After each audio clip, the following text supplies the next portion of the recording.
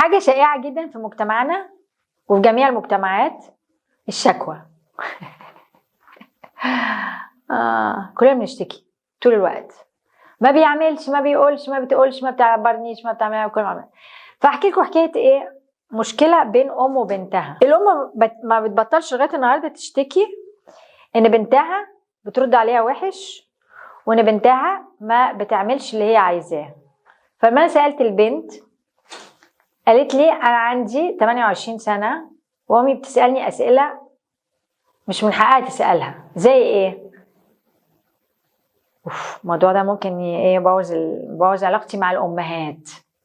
معلش بقى، حاولوا تفهموني، حاولوا تفهموني، عشان انتوا عايزين في الاخر تكسبوا بناتكم، صح؟ انتوا عايزين تكسبوا بناتكم، فهنبطل نتعامل معاهم بالطريقه اللي مودياهم ورا الشمس، مودياك ورا الشمس.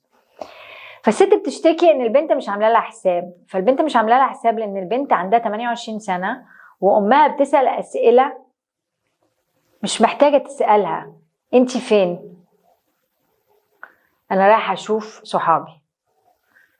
هتروحوا فين؟ فالبنت ترد على امها تقول لها ايه؟ هتفرق في ايه يا ماما تعرفي هنروح فين؟ انا عايزه اعرف. ماشي، هترجعي الساعه كام؟ من حقها تسال السؤال ده.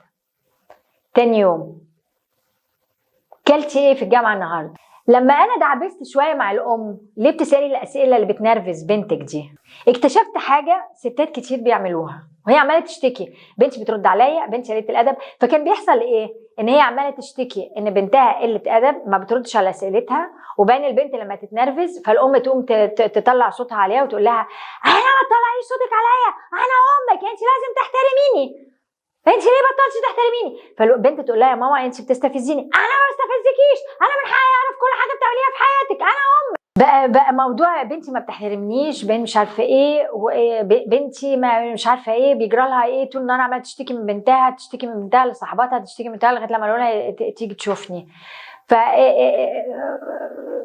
فبقينا دلوقتي بنتي ما بتحترمنيش. هو الاحترام عباره عن ان بنتك تقول لك بتاكل ايه في الجامعه، قعدت مع مين النهارده، رايحين انهي مطعم ياكلوا انهي همبرجر، الهمبرجر اللي طلبته كان بجبنه ولا كان بخس.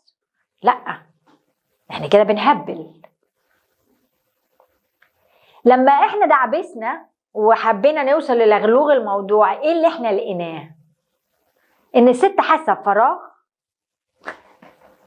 وبتحاول تملاه عن طريق ان هي تتدخل في حياه بنتها، والطريقه اللي هي بتعملها في انها تشتكي ان بنتها مش بتقول لها كل الحاجات اللي هي عايزاها. فهي عماله تشتكي من بنتها، عماله تشتكي من بنتها، عماله تشتكي من بنتها. ده نوع من الشكوى. فالحل ايه يا جماعه في الحاله دي؟ ان الست تبتدي تاخد بالها ان بنتها ما تقدرش تملى فراغها، وبالتالي هي محتاجه تبتدي تحل مشكلتها مع فراغها. فده هيبطلها ان هي تشتكي من بنتها. ده بيوصلنا لنتيجه مهمه جدا. كل شكاوينا من البني ادم اللي قدامنا، بيعمل او ما بيعملش، او بيعمل حاجه بطريقه احنا قابلينها او مش قابلينها، بتعبر عن احتياجات لينا ما احناش متوصلين بيها. قلت لكم هتفضلوا تسمعوا كلمه الاحتياجات العاطفيه الحقيقيه او غير حقيقيه مني كتير قوي لغايه لما الكلام ده يبتدي يرسخ. بما انها مش متواصله باحتياجها العاطفي، احتياجها العاطفي الحقيقي ان هي عندها فراغ ومش عارفه تعمل فيه ايه، فبتحاول تملاه عن طريق ان هي تتدخل في حياه بنتها. وبتعملها ازاي؟ عن طريق ان هي تسال اسئله بتستفز بنتها، لانها عندها 28 سنه. مش معقول هقول لك ان انا النهارده كنت باكل همبرجر، امبارح كلت فراخ مشويه، والفراخ المشويه جابوها من مش عارفه منين. مش معقول ان هي دي وهو ده مش هيملى الفراغ، ده اسبرينا. فبالتالي لما هي تبتدي تاخد بالها ان مشكلتها الحقيقيه الفراغ العاطفي، وتبتدي تعمل حاجه في حياتها تملى بيها الفراغ ده، الشكوى هتروح، الاستزاز بتاع بنتها يروح، القصه الوهميه بتاعت ما فيش احترام لامك هينتهي، لانها قصه وهميه عاطفيه وهميه ملهاش اي معنى في الحياه، والست هترتاح. فانا بقول لكم كده ليه؟ عشان اقول لكم ان كل شكاوينا زي ما تقول مؤشر بيقولك في حاجة جواك انت مش مبسوط منها، محتاج تبص لها وتتعرف عليها وتعبر عنها بطريقة صحية. الشكوى غير صحيه. الشكوى بتلوم البني ادم اللي قدامي، فبالتالي بتحطه في حته لازم يدافع فيها عن نفسه، لانه فيها نوع من الاتهام.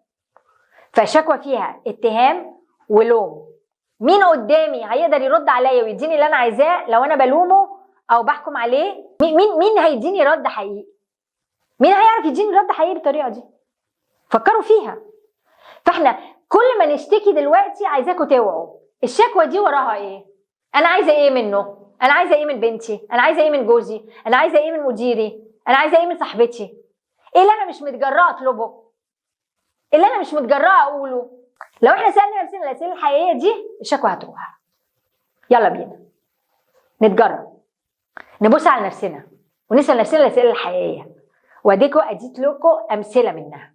لو سالتوا نفسكم بعض الاسئله اللي انا طرحتها عليكم في الاخر دي دلوقتي هتبتدوا تلاقوا الحل لطلوع من الشكوى. سلام.